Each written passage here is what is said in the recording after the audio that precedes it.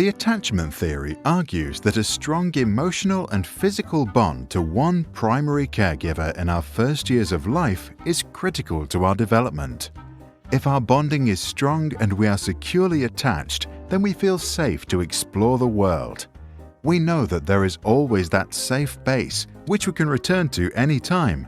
If our bond is weak, we feel insecurely attached.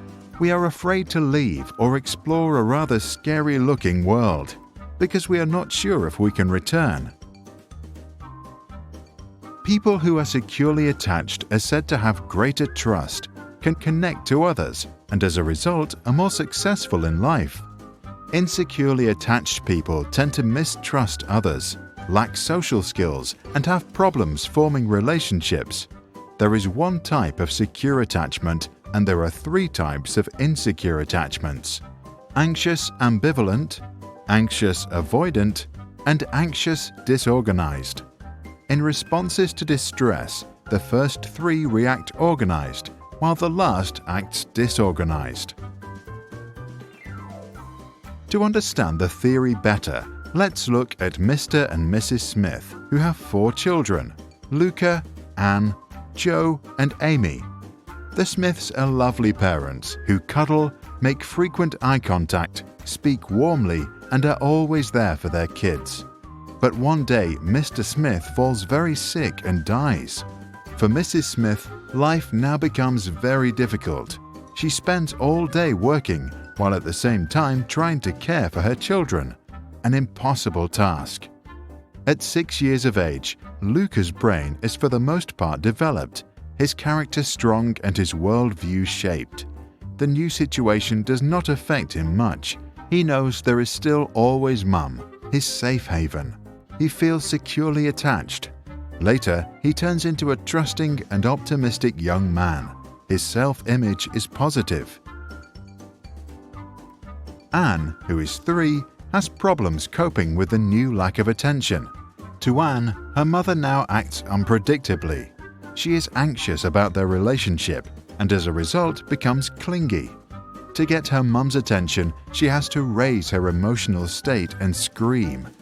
When her mum finally reacts with a predictable response, she herself acts ambivalent and doesn't show her true feelings. Later in life, others think Anne is unpredictable or moody. Her self-image is less positive. Her attachment style is anxious ambivalent. 2-year-old Joe spends his days with his uncle, who loves him, but thinks that a good education means being strict. If little Joe shows too much emotion or is too loud, his uncle gets angry and sometimes punitive. This scares Joe. He learns that to avoid fear, he has to avoid showing his feelings, also in other situations. As an adult, he continues this strategy and has problems entering relationships. His image of himself is rather negative. His attachment is anxious avoidant. Amy, who is just 1 year old, gets sent to a nursery. The staff there is poorly trained, overworked, and often very stressed. Some are outright abusive. Amy therefore becomes anxious of the very people she seeks security from, a conflict which totally disorganizes her ideas about love and safety. As she is experiencing fear without resolution, she tries to avoid all social situations. As an adult, she thinks of herself as unworthy of love. Her self-image is very negative. Her attachment is anxious disorganized. Our attachment is formed in the very first years of our lives, a time when we are too young to communicate our anxiety and as a result can experience high levels of stress. Then our adrenal gland, an organ sitting on top of our kidneys, produces the stress hormones adrenaline and cortisol. The heart rate increases, the blood pressure goes up, and we become alert.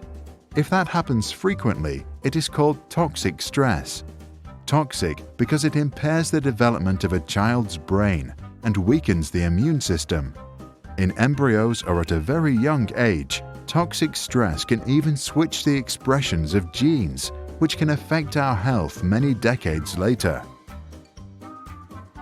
By simulating a strange situation, we can assess an attachment style already by the age of 1. To do this, we let the child play with their mother for a few minutes inside a room. Then the child is left alone. The key moment is the child's reaction when her mother returns. Securely attached children first usually hug their mother, then can calm down and eventually get back to playing. Insecurely attached children can be ambivalent and avoidant. Some can't stop crying or refuse to continue playing. The long-term effects of our attachment in the early years are well documented. Using the theory, researchers at Minnesota University were able to predict already at age 3 if a child would drop out of high school with 77% accuracy. In another study, undergraduates at Harvard were asked to assess how close they felt to their parents. 35 years later, they were asked about their health. 91% of those who said they had a rather broken relationship with their mother were also diagnosed with health issues, including coronary artery disease, hypertension, and alcoholism. For those that had reported a warm relationship, the figure of poor health diagnosis was just 45%. But there is another reason why the early years deserve special attention. They are the starting place for subsequent behaviors. A kid that feels securely attached at age 2 can make friends at kindergarten. Their worldview gets reinforced with every interaction, and they develop optimism.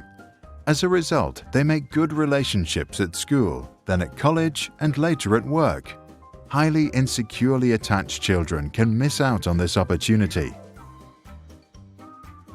Psychologist John Bowlby, a pioneer in attachment theory, allegedly said, "What cannot be communicated to the mother cannot be communicated to the self." In other words, those who feel insecurely attached might not quite understand themselves. To get to know who they are and what they feel, they might have to go way back in time.